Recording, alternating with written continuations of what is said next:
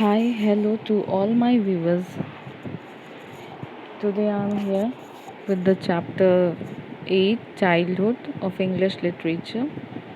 So, before starting the chapter, I would like to request everyone, those who have not subscribed my channel, kindly do subscribe the channel. So, let's start the chapter Childhood. Now, childhood is a chapter and it has got two characters, that is Gandhiji and his teacher, and the story is set in a high school where Gandhiji used to study. And Gandhiji, first of all, he was a very shy child. He was a very shy child, and he did not like to talk to all the other students and children at the school. And he was also a very average student, and he completed his studies and homework as he did not want to get pulled up, or you can say he did not wanted his teacher to point at him for not completing his work on time or something else like that. And he did not want to lie about his homework or anything else, because he did not used to lie. He respected all his teachers and elders, and he was also tuned to follow their instructions and not to judge them for their actions.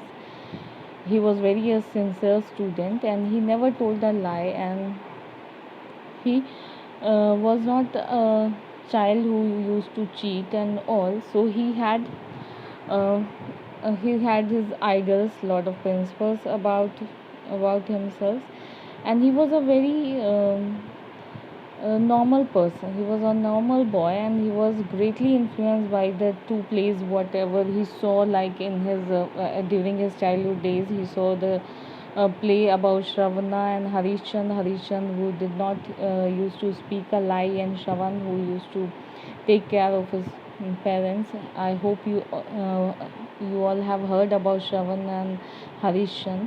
So Gandhiji's teacher was an uh, a normal teacher, although he was not told about a lot of things according to him. And so in order to get a good name for himself from education inspector, one time what does one of his teachers, what does his teacher prompted him to cheat, but he did not cheat. And he was encouraged by the teacher and his students to cheat, but he thought, because Gandhiji, as I said earlier also, he was a man of principles, so he did not want to cheat, and he did not want to do what others were doing, like they were copying also. But it was not correct for him to follow all these things, so he did not. It was like a stupid thing for him to copy, or somebody is prompting him to cheat, so he did not want uh, to cheat from them. So the chapter starts here like, um, he's telling about himself when he was 7 years old, and his father has left Porbandar for Rajkot. They were living in Porbandar, and they left for Rajkot to become a member uh, uh, of the Rajdhani court. And there he was put into a primary school, and he corrected those days. He did not have a lot of memories, but including the names and the other particulars of the teachers who taught him as Porbandar. So there hardly anything to. He was not.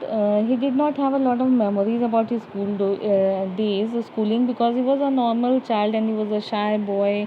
He was a mediocre student who was not. He was a kind of average student who was not very studious and all. So from this school, when he went to suburban school, and then to high school, he had he was already 12 years old, and he did not remember anything that ever in his life he told a lie.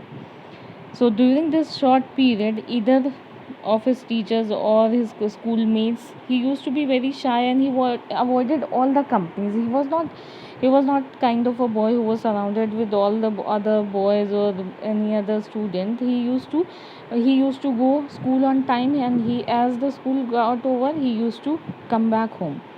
His friend was only his books and the lessons and all They were the companions, and he used to finish his work so that he should not be pointed up by any of his teachers. So it was his daily habit.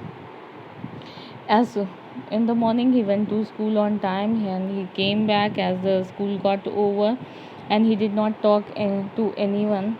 Hardly he used to talk. And so he is, remember, he has got an incident which occurred at the time of examination when he was in the first year at the high school, and which is worth recording. It was memorable for him, or he remembered it for long. That is, Mr. Gills, the educational inspector, had come to visit their school. They had come to visit their school,